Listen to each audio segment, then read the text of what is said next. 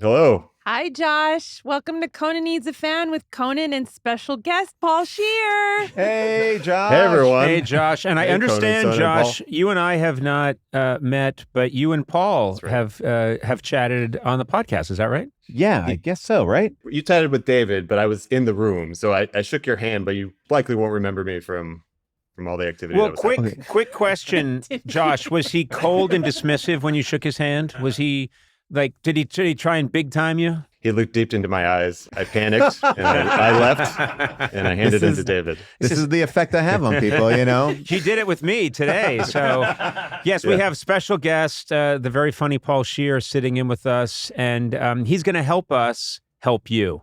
Because what I like to do is meet fans and find out about them and then help them with their issues, if they have any. And so, Josh, tell us a little bit about yourself. Yeah, so I live in Bellevue, Washington. With my wife of 17 years. I have 3 kids. Okay. Today I'm in Chicago because I'm here for a national funeral convention. Oh, because I run a direct-to-consumer casket and urn company. I was going to say, I thought I was just going to say, I'm glad he's in the funeral business, because if he were just fanboying out at the convention, Like I'd be creeped out.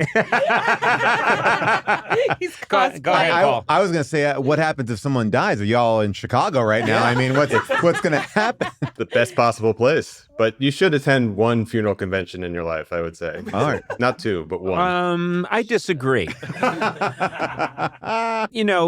We can talk, and let's talk about it, and you can tell me a little bit about the business.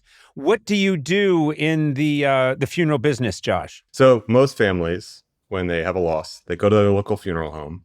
They don't know what things should cost, reasonably so.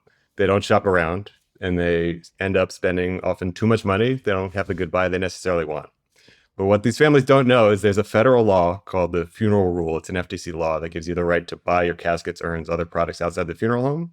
And so that's what we do. We sell caskets and urns at roughly half the price that they're sold elsewhere, through our own site, through Costco, Sam's Club, Amazon. And we try to help Wait families a minute. So save I could a lot of money. I could buy caskets in bulk? I mean, is it, do you know when you go to if you go to a Costco or something, you can get not just, you get like 35 rolls of toilet paper. Could I go and buy for a family? For a family. Don't stop at 35. Family size. We will sell you hundreds of you caskets. It's like the Fruit Loops. That's like the Fruit Loops that feed 35 kids for a week. Perfect. Does anyone ever have buy all different more? sizes. Does anyone ever buy more than one casket at once? Do you think? Not at once, but we have families that have needs in their community, and so, but usually they don't fill up their trunk with more than one. I have a question about this because, normally when someone dies, it's a surprise or we didn't know it was going to happen. And it seems like you can't take this time to go shopping around. It's not like, oh, hold on, let me order one on Amazon. And when will that come? In a week? I don't know, Also, a big problem, I've had this with shoes. Oh, this pair of shoes looks really amazing. Right. You order it from Amazon, they come and they don't fit. If the casket shows up after you've waited for 3 days and you try and put Uncle Maury in there and he doesn't fit, what do you do? He'll fit. We'll make sure he fits. Whoa, yeah.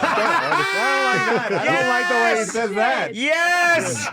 Josh! Yeah, we've solved all these problems. Josh has another product he could sell you called the D-Legger. I told you have to come to a funeral convention. It's Munson's D-Legger. Keep the bottom part closed and no one knows where those legs went. Please change the name of your funeral company. We'll make sure they fit. Yeah. That's right. That is no, so most good. people fit in a standard size, and then we do have wider ones for those who need them.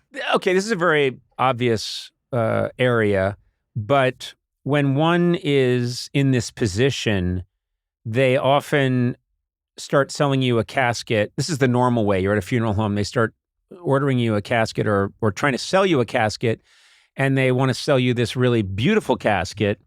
And even if this is someone who is really near and dear to you, there is part of you that's thinking it's going immediately in the ground. Right. No one's getting to look at this. No one's getting to look at this thing. So the fact that it has flames painted on the side and it gets AM, FM radio. Now stop attacking my kiss coffin, because that is something I hold and I treasure dearly. I've seen the Kiss coffin. Oh my God. We had Gene Simmons on the old late night show and he came on with all Kiss. He just tried to use my show as an infomercial and he came on with all this Kiss stuff. I was actually on that show. Were you on that show? Yes, because I remember the Kiss coffin in the hallway. It was in the hallway. Yeah. And I was looking at it, and I kept trying to talk to him about cool backstage stories and being in a rock band. And he was just like, let's just stick to the merchandise.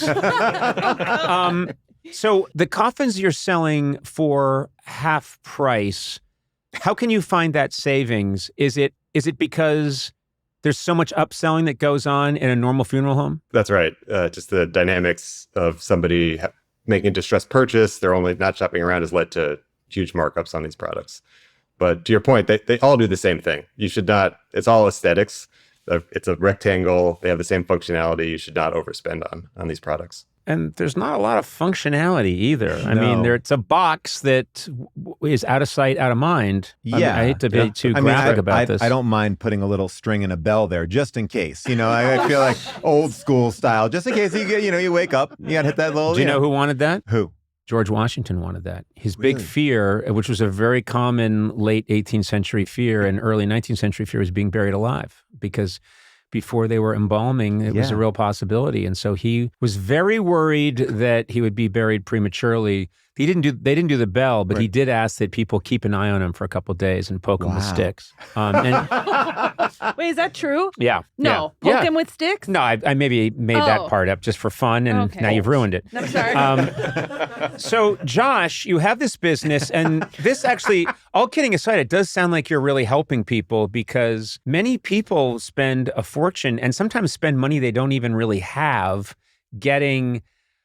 paying all these expenses, and they don't realize that there's another way to go. We try to be a service business. We sell products, but at the end of the day, we have a team here who's here to guide somebody through a really difficult period. It's incredibly rewarding to run this business. Can I ask you about something I've considered, and tell me if this would even be possible? But I've discussed this with a couple of people. It may even have come up here, but it's the idea that if I pass away, maybe I'm not put in a casket, or maybe I'm not cremated. Maybe I could be a body on a crime procedural show. Oh, do you know what I mean? Like found by a jogger. Yeah. Like a jogger's running by, and then you cut to the cops and they have their coffee, and it's me. I'm there. Whatever, put some jogging clothes on me. I'll clean up all right. Yeah. But it would be a way that I've continued to work in the business. A final perforence.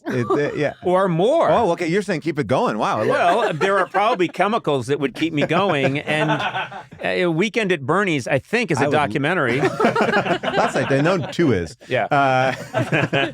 But anyway, it's just, being left in a field, something. A scarecrow. Yes. Ooh. I'm kind of scarecrowy now. Crows do not settle on me. You see, I'll tell you that would be amazing. I want to ask Josh about. I think Josh left. Oh, sorry. No, let's make all this happen. I'm taking notes. Josh realized that these guys are not not reputable. I should not be talking to them. Is there? I've seen this a few times where they set up a scene. So it's like somebody, the image that I'm thinking of is like a woman sitting at a table with a drink and cards and a pack of cigarettes. I've seen that as like a way to do a wake. A tableau. Is that? Does anyone really do that? I think we've reached the edge of my expert. I've seen a lot of strange things. That is not. I have a picture of it on my phone because I What? Just for fun. And okay, then that explains it. But I didn't know if this is a new thing, like creating a tableau. I'm going to back you up here, Paul. And this is, and I don't want to. I want to go after you, but I have to, because I have also heard of. They've been set up in their Barcalounger, and they used to watch, love watching their, Seahawks game. And so that's what we set up, and that's how you can go see them. It's like an exhibit in the Smithsonian instead of it's like a wake, but you're watching them in their nice moment. Yeah, well, I think Josh made it clear he's not going anywhere near this. Yeah, he's checked out. There's no limit to what we'll do. So this is part of why I reached out. You're a visionary. No limit. Yeah, we'll get him in there. We haven't found the limit yet. And we'll get him in there. He's jamming NBA stars into a tiny casket. Let's create options. I want the Wemby coffin, please. That's right. At this convention, is there a lot of partying? Yes. Is there a lot of partying? Because, I'm going to say this because Josh is clearly a very funny, fun guy. He's met you before, Paul, and you only meet with people who are fun and funny. I do, and that's why. And you're listening to our podcast and you're contacting us. So people always have this feeling that the person at the funeral home is, is just very like lurch on the Addams Family, and you're not. I'm guessing you guys really like to party when you get together? It's hit and miss, I would say. I've been in other industries where okay, you shook your head. You shook your head no. Yeah, I don't look, there are a lot of fantastic people in this business. I wouldn't say it's the most lively crew of any industry out there. It's so funny because I would think being around death all the time would make you want to be more alive. Does that make sense? I agree with that very much so. I think spending every day answering the call from people who are in these moments, it really makes you reflect. I don't know if it makes you go out and party, but it certainly makes you appreciate. You're not putting the fun back in funeral. We are putting the fun in funeral. You are. Yeah, it's not on the streets of Chicago, but he calls them funerals. That's right. That's again taking notes. Just try it. Just try one saying, this is why I came on. I hope you welcome to this funeral. Just try it. Maybe I like a funeral. Funeral sounds nice. Yeah, it doesn't seem as dour. Yeah. Okay. And we could like call carnival. We could call funnel cakes funeral cakes, just to try and switch it back the other way. I don't know. I maybe went too far or not far enough. One thing I wanted to say is it's too loud. Sorry. He's always too loud. Sorry.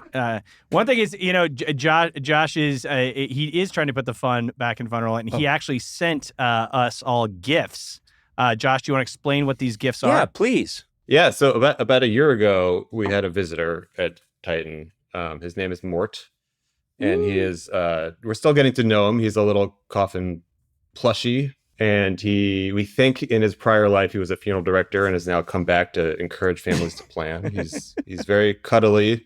He was the mascot of the Worcester Red Sox this year. He ran the bases. My family's all from Worcester. Oh, you could have seen him this farm summer. Team. The farm team is in Worcester. Oh. Yeah, he lost the mascot race pretty badly, but he put in a good effort. And died out there. Yeah, exactly. And so, yeah. Well, here's the thing. I'm not going to hug a casket. Coffin.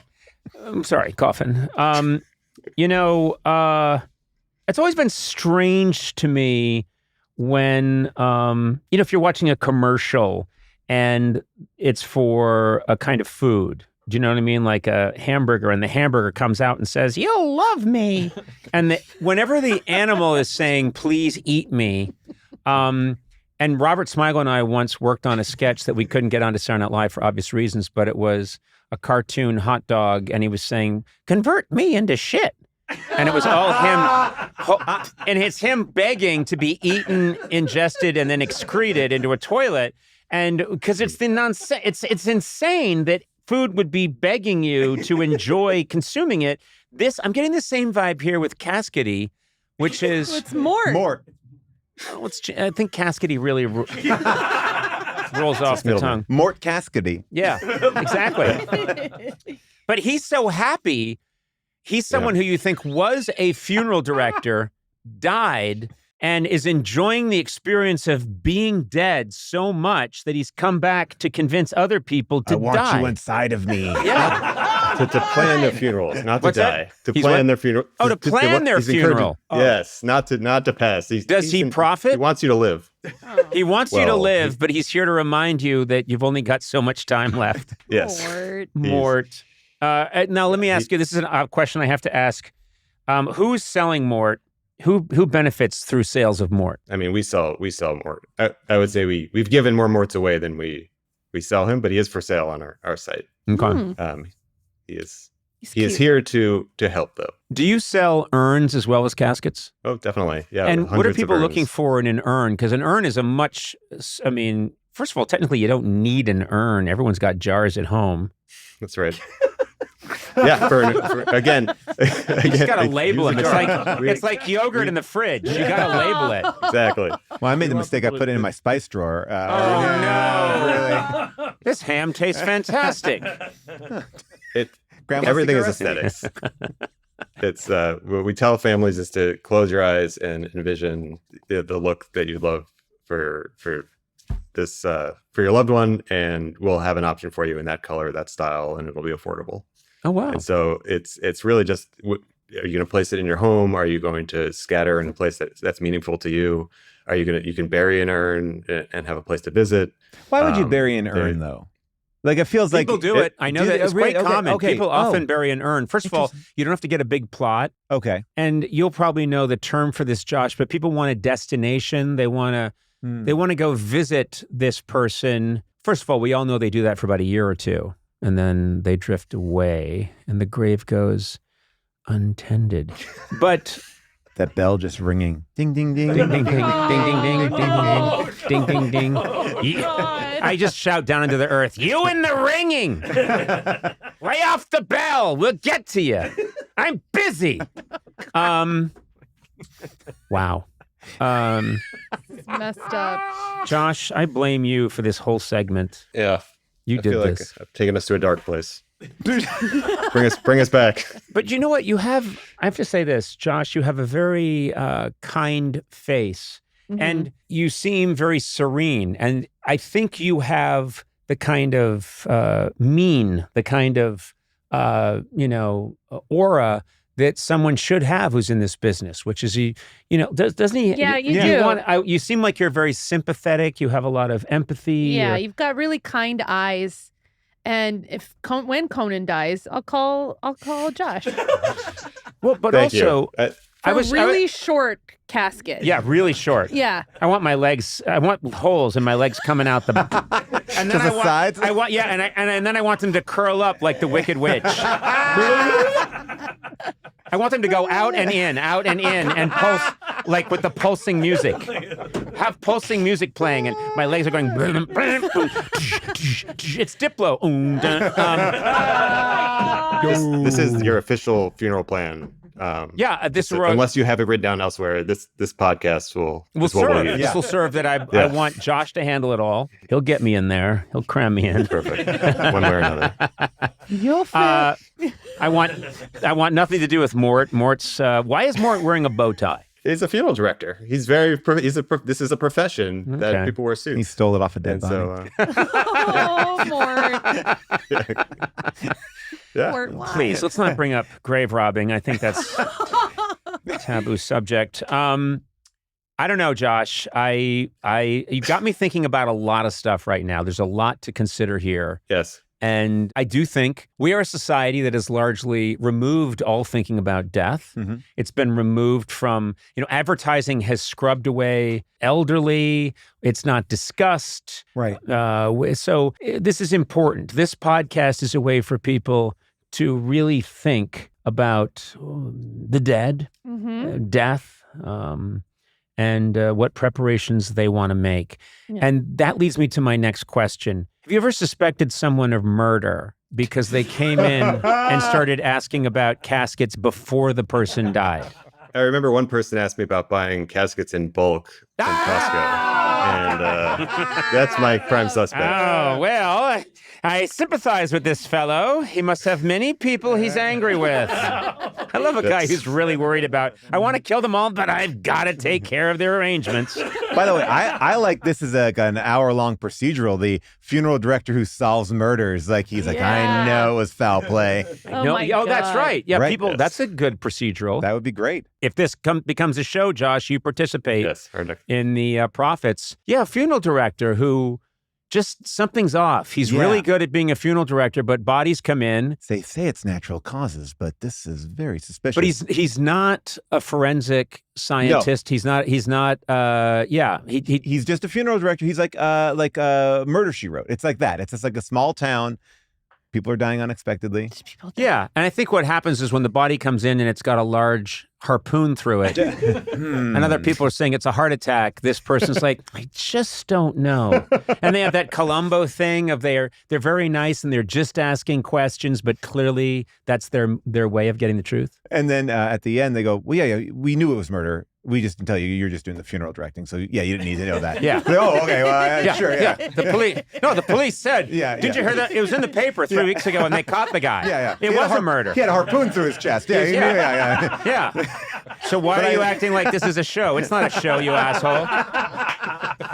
All right, Josh. Wait, Josh, do you have a question for Conan before we go? We may have answered it with all my funeral you're right. babble. Absolutely. As a funeral visionary, Conan, if we designed the perfect casket for you, what would that look like? Because we would love to do that. My casket? You know, I went to Ghana, and the people of Ghana are brilliant at making custom caskets. It's a tradition they've had for a long time, and beautiful woodworking where they'll make, if the person was really into a certain kind of beer, the casket will be a giant, 6-foot beer bottle that's beautifully rendered.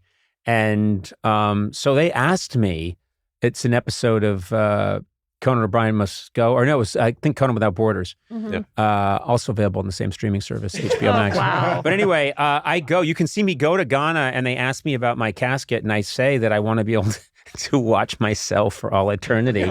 And they built me a casket with a TV that faces in, and I get in it, and they close it, and I can watch on a loop my shows from, the 90s and 2000s and stuff on a steady stream. And the shape is you. Yes, it's a giant you. And it's I forgot I buried the lead. Hello, home run. But I get inside me, and we can post this photo along with Blade. What's the lingo here? Just a little, Team Coco podcasts on Instagram. Yeah, and then we'll post the photo of my casket, and I brought it back. We have it here somewhere. Yeah, we really do. We have it in storage. So, sir, no sale. I'm all taken care of.